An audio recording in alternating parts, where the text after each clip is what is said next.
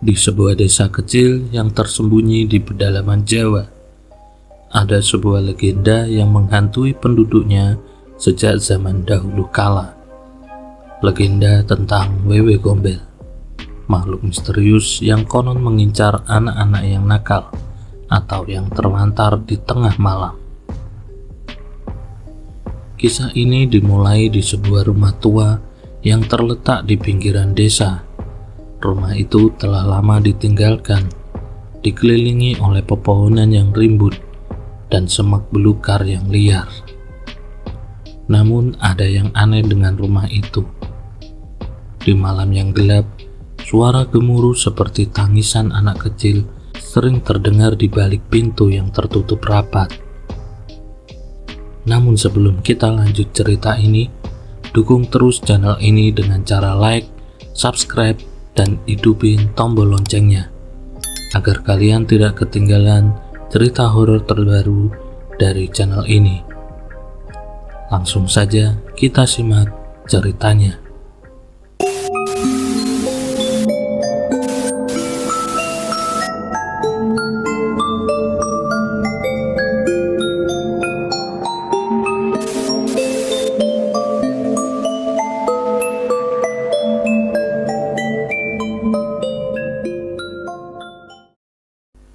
Penduduk desa berbicara tentang jejak-jejak aneh yang ditemukan di sekitar rumah itu.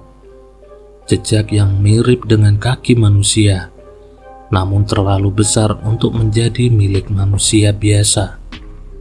Mereka menggambarkan jejak itu sebagai jejak yang tak manusiawi, menimbulkan rasa takut dan ketakutan di antara mereka. Salah satu penduduk desa, seorang pemuda berani bernama Adi, memutuskan untuk menyelidiki kebenaran di balik cerita-cerita mengerikan tentang rumah tua itu. Dengan hati yang berdebar, ia melangkah perlahan-lahan mendekati rumah yang menakutkan itu di malam yang gelap. Saat Adi mendekati pintu rumah itu, serpihan-serpihan kayu tua di bawah kakinya bergemeretak dengan suara yang menakutkan. Ketika ia menjangkau gagang pintu, sebuah angin dingin menyapu dari dalam rumah, membuat bulu kuduknya merinding. Tetapi dengan tekad yang kuat, Adi membuka pintu itu dengan memasuki kegelapan yang menyeramkan di dalamnya. Ketika Adi memasuki rumah tua yang sunyi itu, aroma jamur dan kelembapan menyergap hidungnya. Langkah-langkahnya bergema di lorong gelap, dan bayangan-bayangan yang menakutkan terlihat meloncat-loncat di dinding. Senter kecil yang dipegangnya memberikan cahaya samar-samar, menerangi ruangan-ruangan yang terabaikan. Perabotan lama berdebu berdiri di sudut-sudut ruangan, seakan-akan menyimpan rahasia gelap yang tak terungkap selama bertahun-tahun.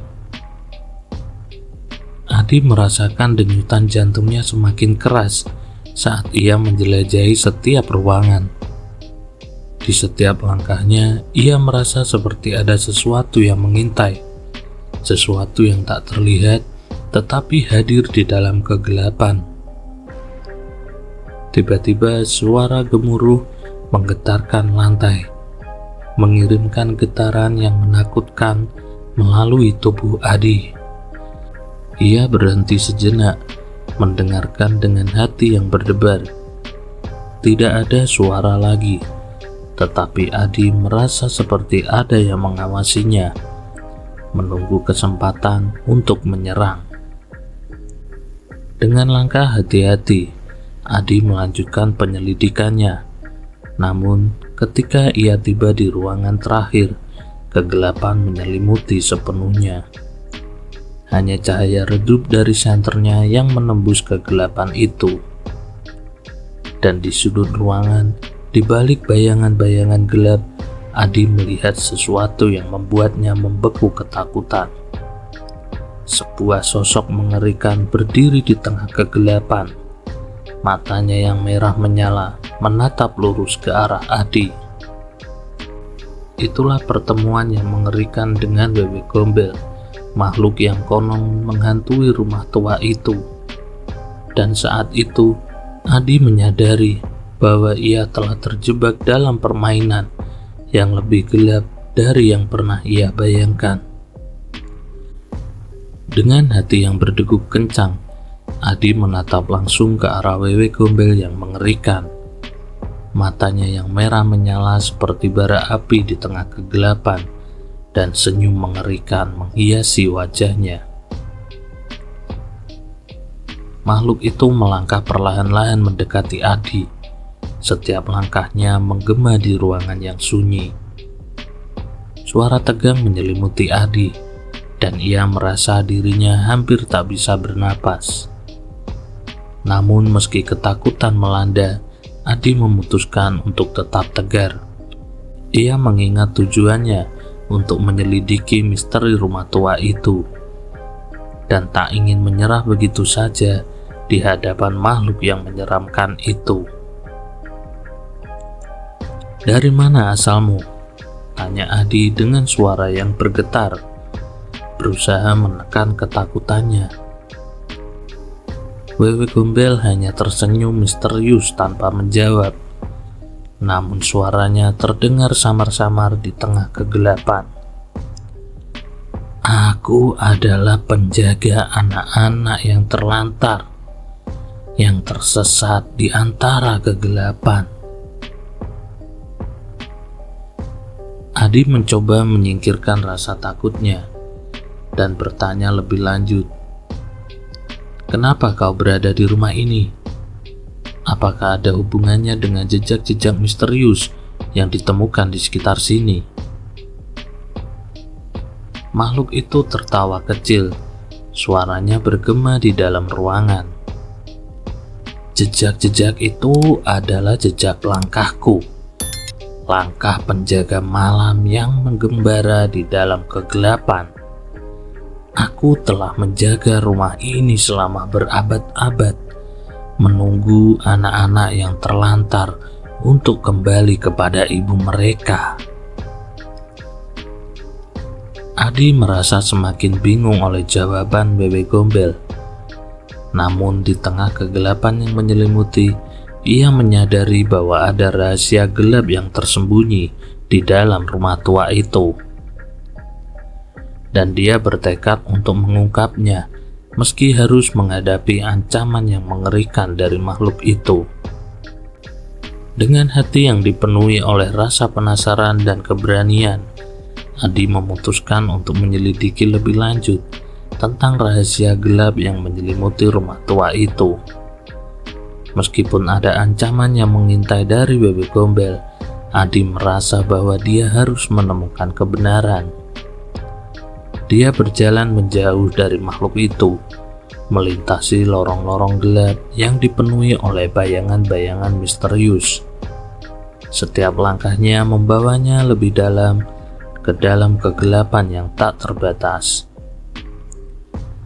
Dia menyusuri setiap ruangan dengan teliti, mencari petunjuk-petunjuk yang dapat membantunya mengungkap misteri di rumah tua itu. Namun semakin jauh dia menjelajah, semakin kuat pula rasa takutnya. Tiba-tiba di salah satu ruangan yang gelap, Adi menemukan sebuah buku tua yang teronggok di atas meja berdebu. Dengan hati-hati dia membuka buku itu dan mulai membacanya. Halaman-halaman kuno itu berisi tentang legenda kuno yang bercerita tentang makhluk gaib yang disebut Wewe Gombel. Adi menyadari bahwa legenda itu memiliki keterkaitan langsung dengan rumah tua di mana dia berada.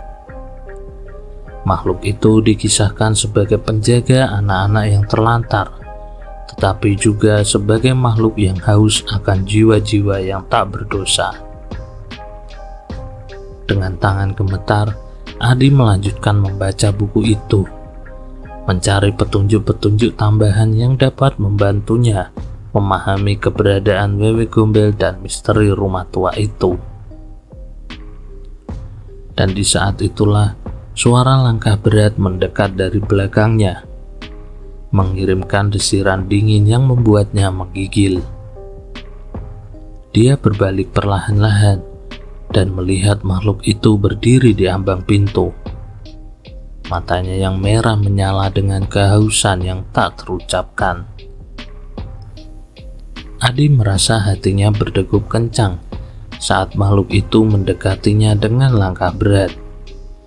Matanya yang merah menyala terus menatap tajam ke arah Adi, seakan-akan mengisyaratkan ancaman yang tak terhindarkan. Dengan hati-hati, Adi mencoba mempertahankan ketenangannya, meskipun ketakutan telah melandanya. Dia menyadari bahwa dia harus bertindak cepat jika ingin keluar dari situasi ini dengan selamat.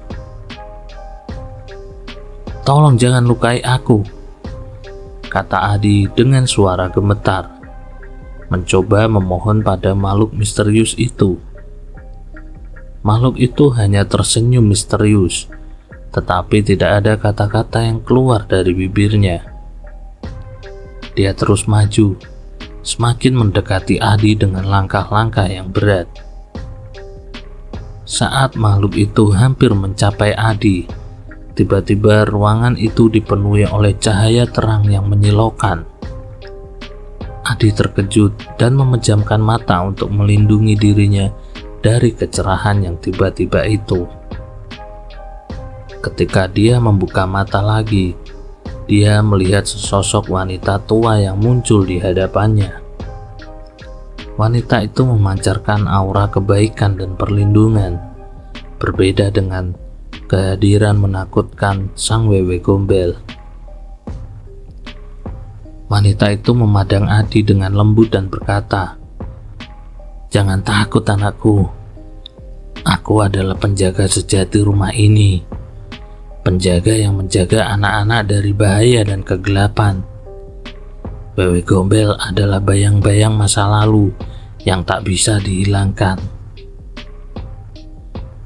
Adi merasa lega dengan kata-kata wanita tua itu.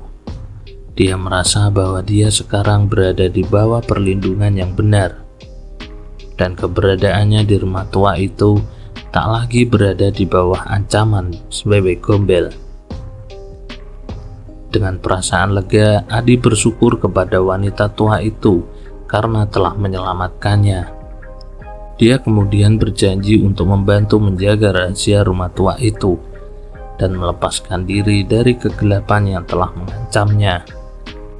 Dan begitulah Adi menyelesaikan petualangannya di rumah tua yang misterius itu, dengan hati yang dipenuhi oleh perasaan lega dan keberanian yang baru ditemukannya.